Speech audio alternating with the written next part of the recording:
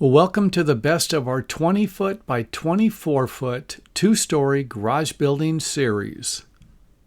This is going to be the first of a video series, and again, feel free to let me know if you want to see more of them. Otherwise, I will put them on another one of my channels. And for those of you looking for my other channels, you can simply go to our website, homebuildingandrepairs.com, and then scroll down on the index page or the first page, and you will come to our other channels. I believe I have about 4 or 5 of them. So let's go ahead and get started with the building foundation. And if it is going to be a garage, make sure that it is sloping from one side to the other so that any water will flow out of it, or snow that eventually turns into water. And for a garage, a slope between 1/8 of an inch and 1/4 of an inch is usually sufficient. And you can see here where we have about 2 inches. The stem walls are level and the garage floor is sloping. So you can see where it kind of comes down here and gets a little bigger, telling us that there is a slope in the floor. So there we have the floor. Let's go ahead and put our first wall in. Take a look at that. And you can see where we have a couple of breaks here in the lumber. And for the top plates, the breaks cannot be smaller than 4 foot. Or should I say, the lumber that we're using for them cannot be shorter than 4 foot for the horizontal top plates. Otherwise, you might need to strap them. And that won't be the case on the bottom, but you will need to put some anchor bolts in. And you can see here where we have anchor bolts within 12 inches of the break on each side of it. And that 12 inches usually refers to any break, any point, even the corners, where there is a separation in the sill plates. And the corners of the walls will overlap so that you can attach them firmly together. And we are going to have a couple of support boards here for our floor framing.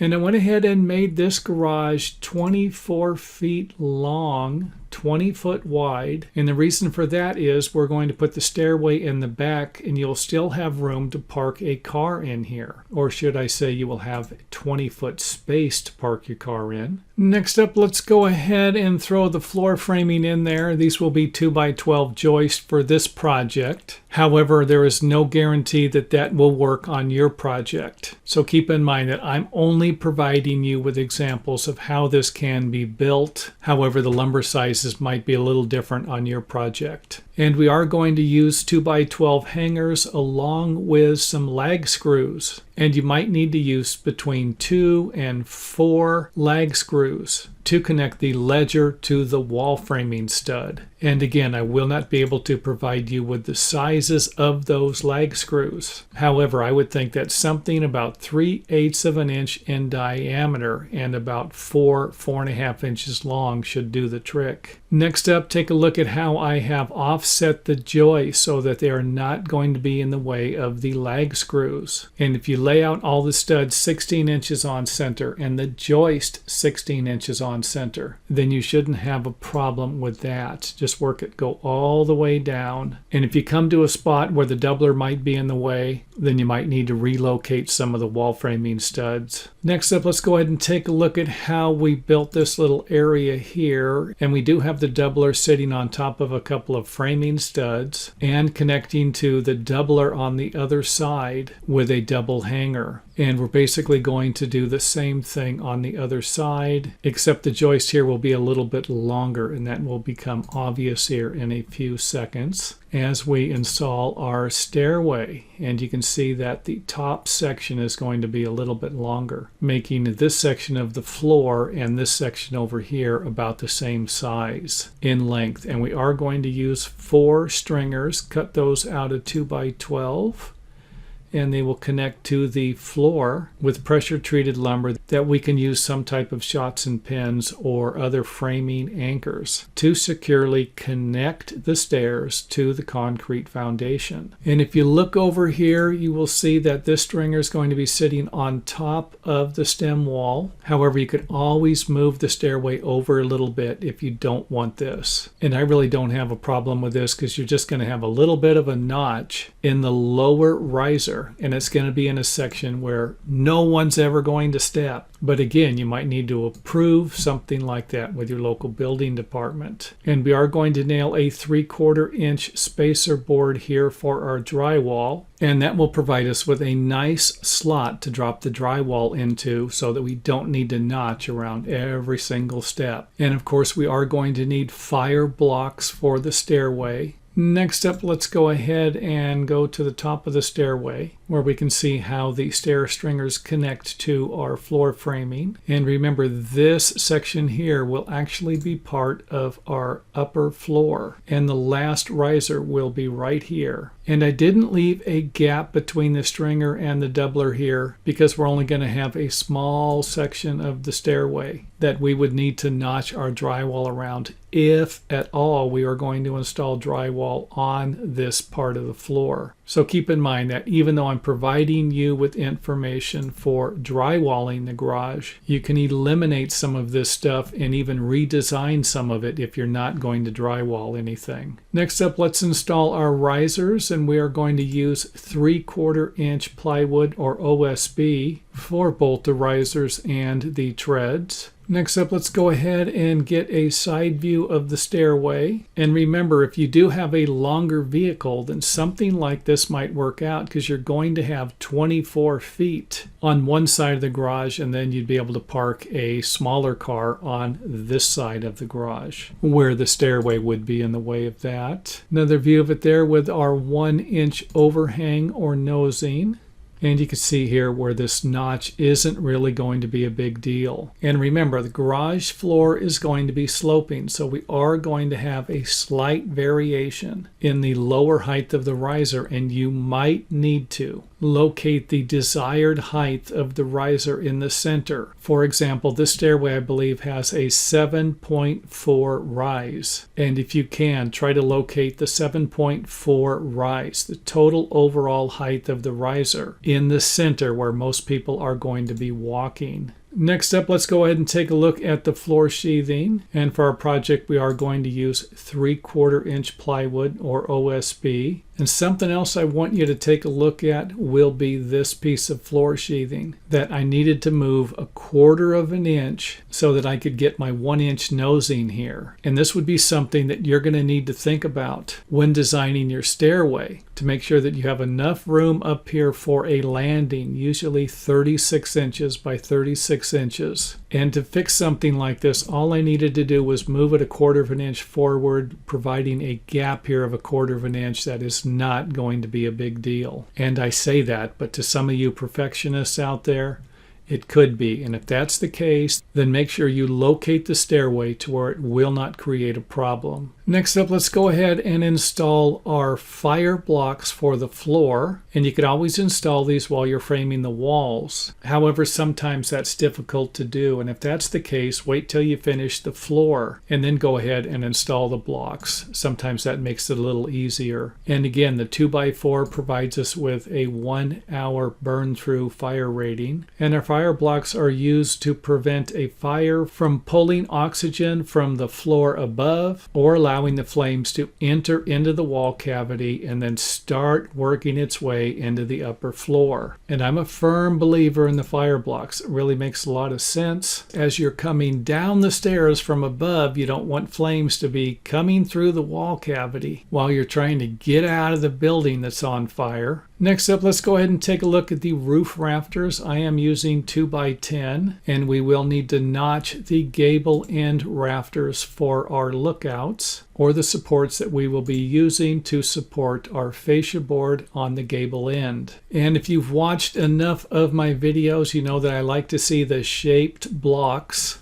so that we can get some perimeter nailing or diaphragm nailing for the roof sheathing to help it connect to the wall framing a little easier. And you could always install more building hardware, and I will be going over the building hardware in future videos, along with some of the problems I find along the way, or even you as a viewer might find. And you can leave that information in the comment box or email it to me. Next up, let's take a look at this seat cut. And a seat cut like this could create problems for nailing shear panel. And if that's the case, then install the shear panel first and and then the roof rafters. Otherwise, you will be notching around the roof rafters. Next up, let's go ahead and install our gable studs, 16 inches on center. And all of the walls here are 2x4. You can always make them 2x6 or 2x8, especially if you're looking for a little more insulation or structural support. And I went ahead and installed a 2x4 here for ceiling backing to attach our drywall to. And something like this provides us with a little more nailing for our gable studs. So we would have a couple of nails going through the gable stud into this board and this board, and then a couple of more nails going from the rafter into this backing board. And again, if you need a little more information on that, let me know. A view of our lookouts and how they are notched into the last rafter there. And our overhang on this project is 16 inches. And since it's a straight gable roof, there's really not a lot to this, because if everything is done correctly, then all of your rafters should be the same size along with your collar ties. And don't forget that the one on the end might need to be shaped, especially if you are going to drywall the ceiling. And remember, our collar ties will help with any type of uplift. And if you're looking for more information, go to the website, click on the Home Building tab, and then click on the framing link, and that will take you to another page where you will find a roof framing link that will have all of the roof framing videos. Next up, we have another view of the gable end. Next up, let's go to the other side.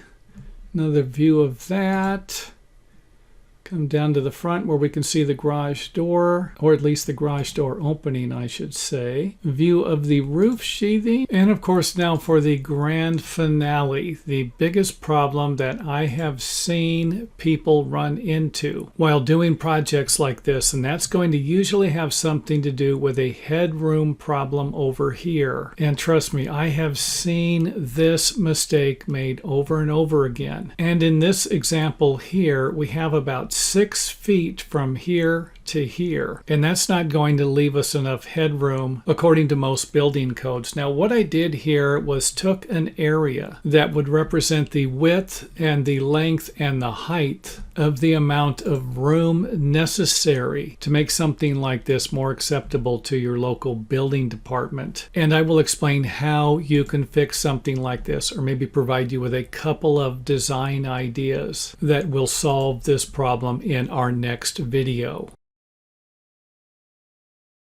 Here is another video in our series for building a garage, some type of a unit over a garage. The building is 20 foot wide by 24 foot long. And in this video, we are going to build walls over a floor that is going to be sitting on top of the walls below instead of connecting to them in some way, without any walls dividing into rooms. But I will make another video showing how you might be able to put a bathroom and a kitchen up there and turn something like this into a small studio apartment. So with that said, let's go ahead and take a look at the lower wall framing, where we will have some windows to provide us with some natural lighting for the garage, as well as a door that we might be able to use if we need additional access. Now, the first thing I want to point out here is this type of framing method. You don't have to use it, but often it's difficult to secure a small piece of framing sill plate. So here's something else you could do, and that would simply be to add an anchor bolt in the concrete and then have a couple of framing studs coming off of the wall. You're going to attach this framing stud securely to the wall and the other studs, while leaving at least 1/4 of an inch space at the bottom,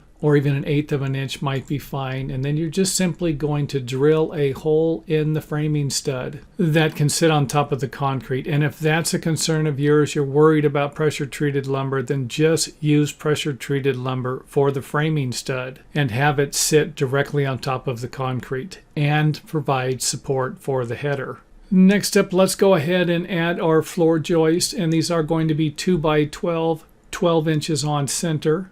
And we will be installing mid-span blocks here. And I went ahead and moved the stairway over a little bit here so that I could make this area a little larger. And if you remember in the previous videos, I had the 2x12 spaced 16 inches on center. And according to the floor framing span charts, If I was going to use 16-inch on center floor joist for this span, it would need to be select grade lumber. However, something like this could be number 2 or better lumber, which is probably going to be easier to find.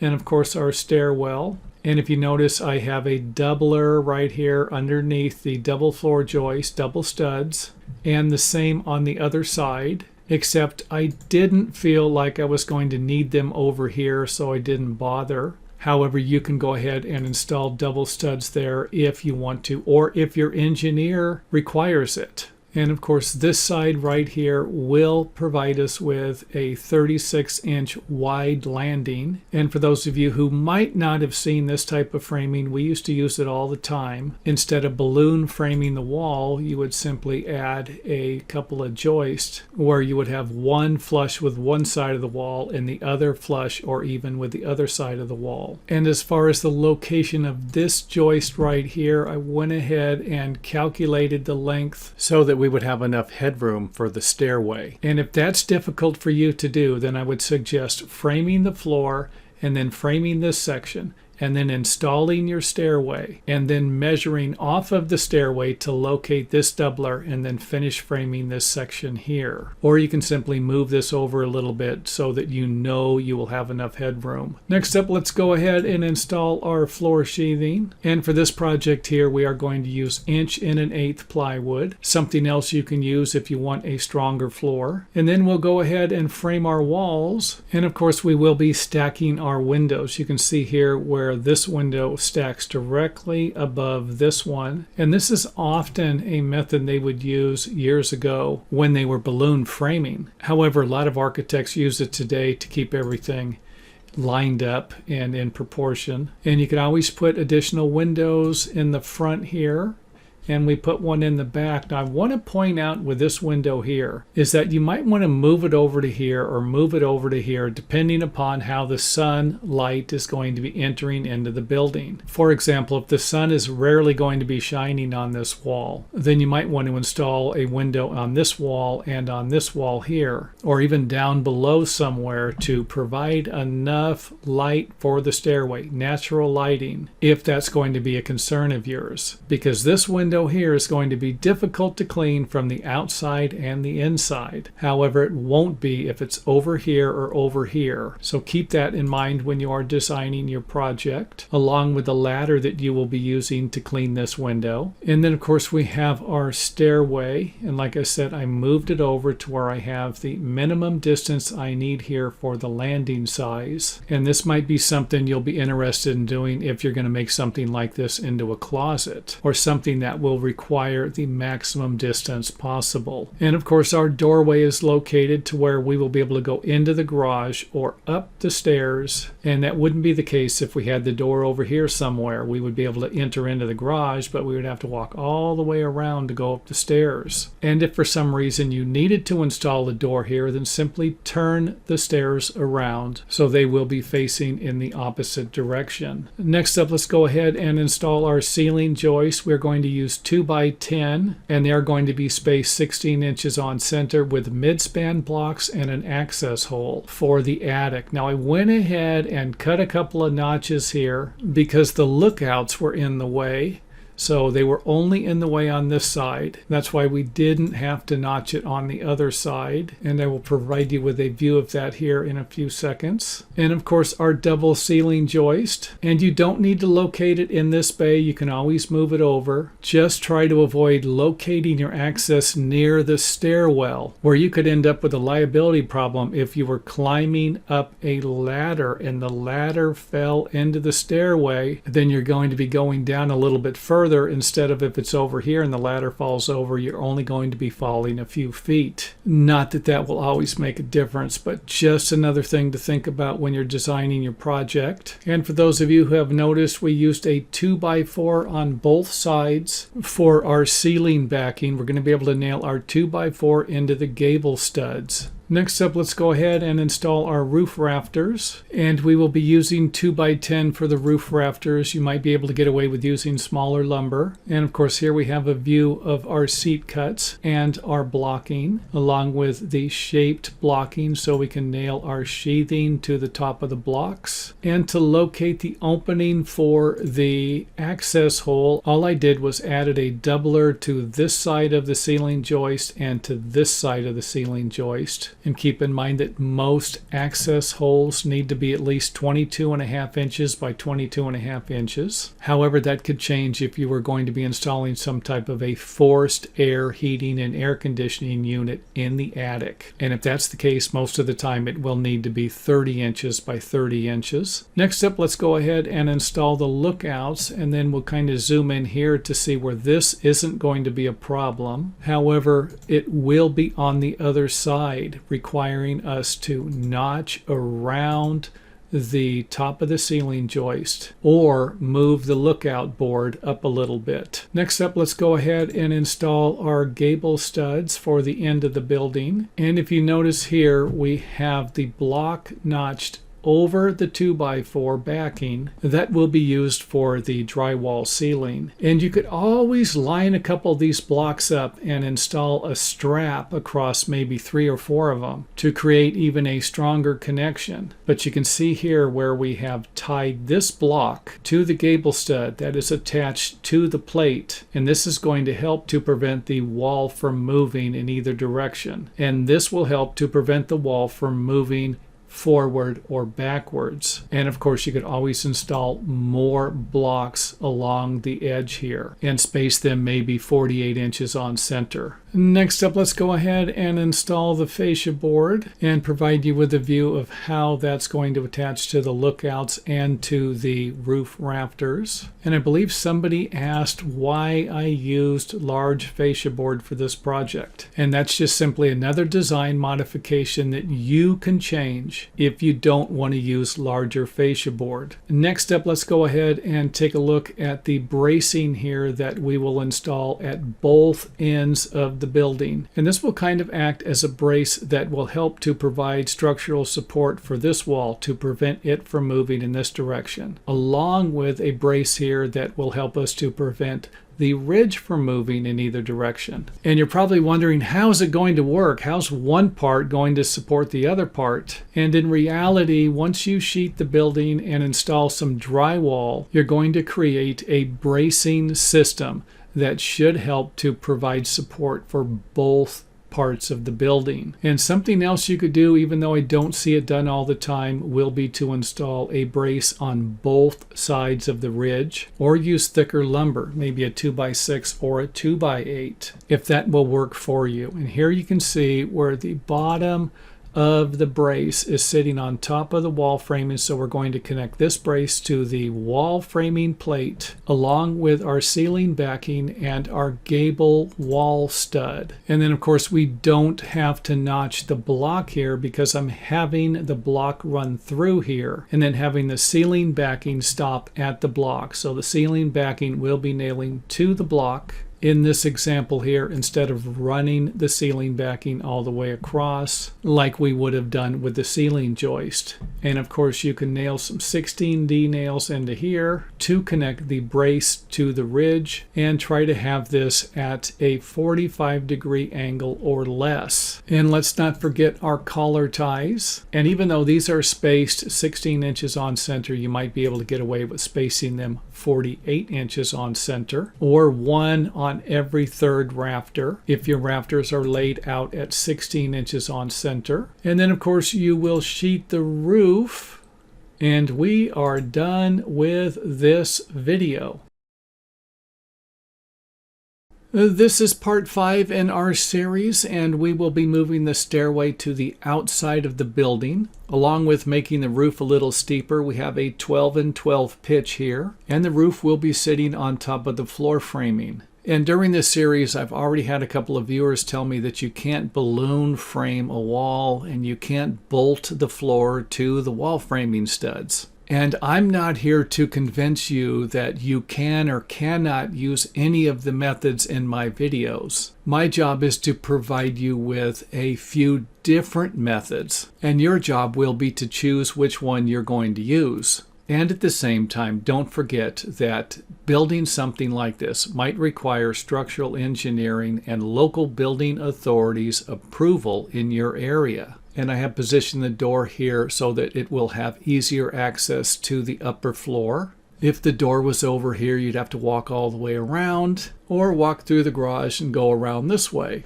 Next up, let's go ahead and install our floor, 12-inch on center 2x12 with midspan blocks. Let's go ahead and zoom in on this, get a different view here. And of course, our drywall backing for the ceiling. Along with our stair deck connection here, we are going to slide a couple of beams in here. And you could always cut this out of one piece of lumber instead of doing what I did here, notching this board over the beams. But we are going to be dropping the beams here. We usually want the outside deck to be a little bit lower than the floor. However, the way we're going to be building this one here, it's really not going to matter. But I went ahead and dropped this anyway. And you don't need to run the beams all the way to the joist. So something that you could do if you had extra material kind of a thing. And by extra material, I would just suggest doing this if you had an 8-foot piece of lumber. And you could cut those two pieces out of that 8-foot piece of lumber. I'm not suggesting that you need to use a 10-foot piece of lumber when an 8-foot piece of lumber will work. And let's not forget that there are different ways to build this deck. I'm running the beams over to sit on top of a 4x4 post, along with running the rim or the outside board here past both the back and front edge, and then using a strap to connect everything together. And of course, this strap can be located on either side here. Now let's go over to the front here, give you a good view, and hopefully I am providing you with enough views of everything, along with the footings for the post and the stair stringers. And if you notice, the stairway is coming past the edge of the building. And something like this might not be what an architect would like to see. However, if you don't have a choice, because the top of the stairway needs to be located at a specific spot, then you will need to work with what you have. Now, I do have a space in between the stairs and the wall to allow for whatever type of exterior finish like siding or stucco. So this stairway will have a gap between the wall and the stairway. And that could save us a few dollars in waterproofing the stairway when it connects to the building. A view of how the stair stringers connect to the beam here. Next up, let's go ahead and install the stairway decking and the floor sheathing. And we are using 2x12s for our decking here and the stair treads. And the steps will need to be ripped down to 11 inches. This board will be 11 inches wide for our stairway, along with the 2x8 risers that will need to be cut down just a little bit, maybe about 1/8 of an inch. Let's go to the other side here. Go to the top. Again, our gap. And let's not forget that the gap between the top decking and the floor might need to be a little smaller than the gap between the stairs and the wall to prevent a trip hazard. And as always, if that does not make sense, it will if you make that mistake here. Next up, let's go ahead and install our base plates along with our roof rafters, 24 inches on center, along with the notches for our lookouts or outlookers. And the bottom of the rafters will need to be shaped so that we can use a smaller piece of fascia board.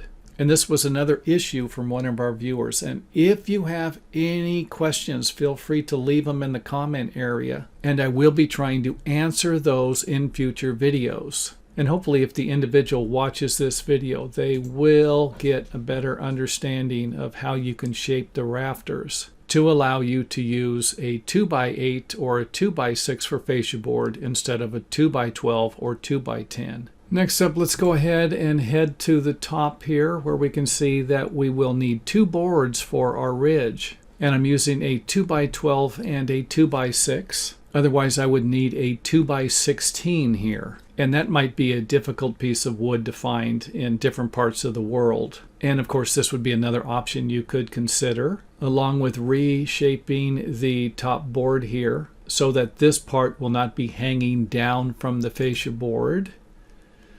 Our collar ties, and they are spaced 48 inches on center, or every other rafter on 2 foot on center spacing. And let's not forget that this roof here will be extremely steep and difficult to roof or install the roof sheathing. And that sounds like another video that I will need to make. Next up, let's go ahead and install our roof rafter blocks with the shaped top, so that we can get better nailing through the roof sheathing and into the blocks. Next up, let's go ahead and install our gable studs.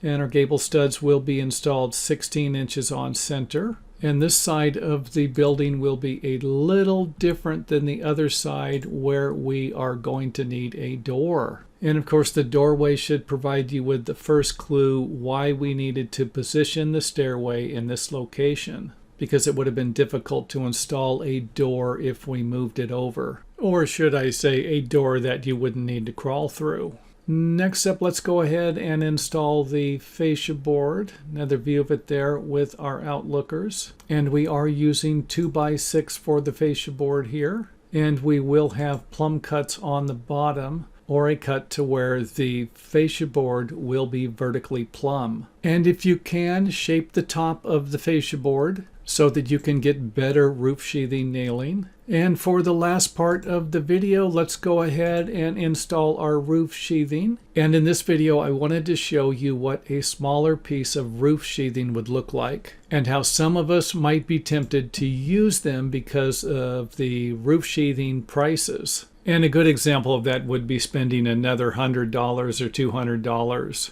to sheet a floor or a roof.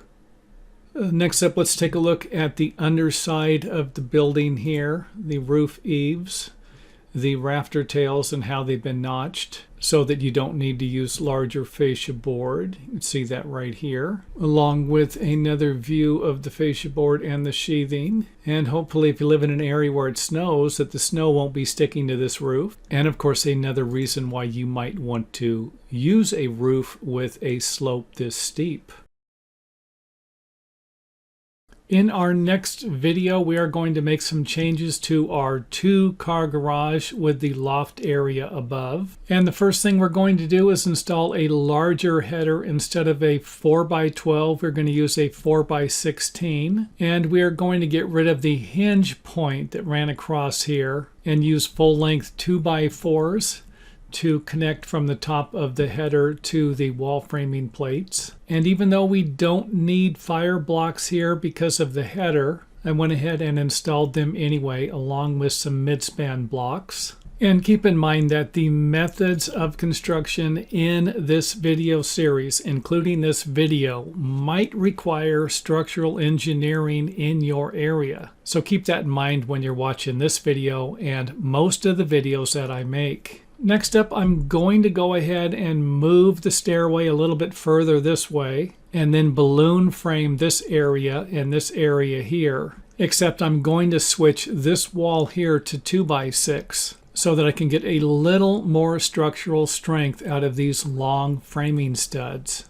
And I believe the longest length we're looking at is about 19 feet. And that might be a little bit too long for even a 2x6. You might want to switch those to 2x8s, or put a couple of 4x6s in here every 4 feet, or even every other stud. And something you don't see all the time in my videos will be the winder stairway. And that's because I do have another channel for stair building. And the name of that channel is actually called Stair Building on YouTube. Probably easy to find. And don't forget to visit our website to check out some of our books. We do have a book on building winder stairs for those of you interested in a little more information about the construction of this type of stairway. Let's go ahead and remove the roof so we can get a better look at the wall framing here. And here we have our midspan blocks kind of stepping up as we get a little taller so that we can keep keep them kind of located in the middle of the studs. And another thing you might want to do is line a block up here with this block and then put a strap here to connect these two. Or even line a whole row of blocks up and then run a strap across, wrap it around the whole building if you need to. Okay, I'm just kidding about that. But you can line blocks up to connect any framing spots that you might consider to be a little weaker. Another view of the garage header along with our blocks there. And these blocks can also be used to nail the drywall to the bottom of the drywall and any of your wood floor trim. So not a bad idea to install those. Another view of the rake wall there. Blocking, another angle of it. Inside, and I'm going to try and provide as many angles of this as I can so that you can stop it whenever you want to get a better look at something. And hopefully I will be able to provide you with all the views necessary and a view of the floor sheathing. And don't forget that this might need to be a little larger, and I think I mentioned that in a previous video. A view of the floor framing where we are going to have a doubler run all the way across. This doubler is going to sit on framing studs, and one of the reasons why I broke this here and then had the rim connect to the wall framing and then butt up against the doubler was because I had a break here anyway, and you can go back and watch the previous videos to find that break. So if I have a break here anyway, why not make it a little stronger by setting this doubler on top of a wall framing stud instead of having it sit in a hanger. And of course we will need a post here, something to support the corner of the floor along with our hangers, and then we're going to need a double hanger for the connection between this doubler and this one. And then this corner will sit on top of a 4x6. Now a lot of engineers use a 4x4 there, when a 4x6 will allow you to set everything on top with a minimum of 2 inches instead of using an inverted hanger or something here with a 4x4 post. And of course I took a strap and wrapped it around to give us a nice connection between these joists here, along with a couple of straps to connect the post to the joist. And again, you can use other hardware to accomplish similar results. In a view of how our double joist is sitting on top of the double studs, close up of the straps, along with a view of the double hanger. Next up, let's take a look at the stair head out and how the doubler here is going to be connecting to this doubler again with a double hanger, and then a couple of single joist hanger there, along with a view from the bottom. And of course a view from the other side. And in this example here, I removed the spacer block for the drywall to provide you with an idea of what that would look like. And another view of the floor framing, along with another view of this connection here, along with our fire blocks, and of course the installation of the sheathing. Another view from this angle where we can see the joist sitting on top of the 2x6 wall there. Fire blocking around the stairway, and in some cases the fire blocking gets a little creative. Next up, let's go ahead and take a tour of the stairway, and I'm not going to be providing you with all the information you need to build a stairway like this, but we'll be providing you with plenty of shots. And don't forget that if you are going to use a post that's going to create a concentrated load on the foundation, that you will need a larger concrete footing underneath this area here. And the winder stairway was my choice because I needed a little more room in the garage, just in case there was a minimum of 18 feet. And a lot of the building codes that I've worked with out here in Southern California require a single resident home to be able to park at least one car in the garage. And on the other side, you're probably not going to have a problem because you could have a longer vehicle with the front probably going almost to the edge of the wall here. And again, this would be information you would need to find at your local building department. Next up, let's go ahead and whip around the stairway here. So you can see here where the stringer's sitting on top of the wall. I like that kind of construction. And all of the winder framing will be sitting on top of support bracing or nailed into the side of the wall framing. So we're just going to kind of go around here, give you some views of how you can use different types of 2x4 with or without notches, and of course how the fire blocking is going to work, along with the inside corner here.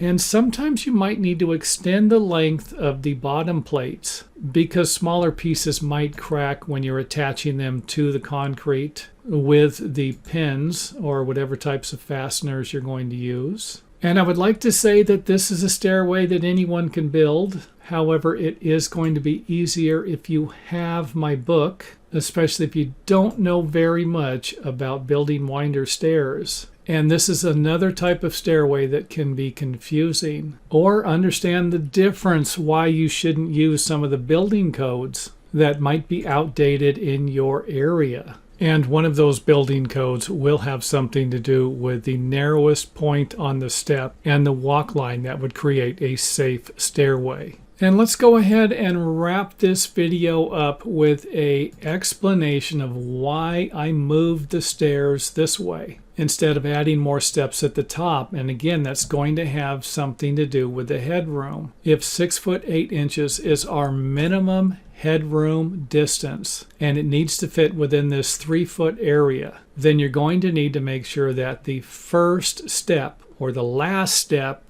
at the top is located in the right spot to provide you with the headroom clearance desired by your local building department. And another thing I want to point out is that some building codes allow a section of the ceiling to be a little smaller than 6 foot 8 inches, especially in a situation like this where most people are going to walk up the stairway and kind of hug the center here. This will be the pivot point. This corner here will be the pivot point. They're going to walk up the stairway and then kind of turn around and then go into the room. And sometimes the building department will allow this area to be a little bit smaller, maybe about a 1 foot section coming in here at the top. And again, I'm just kind of throwing that out there as something to think about. If you're dealing with a tight space, something to where you just need a little more room to make everything work out. So that's it for the video. And if you have any questions about the design or comments about the design, feel free to leave those in the comment area.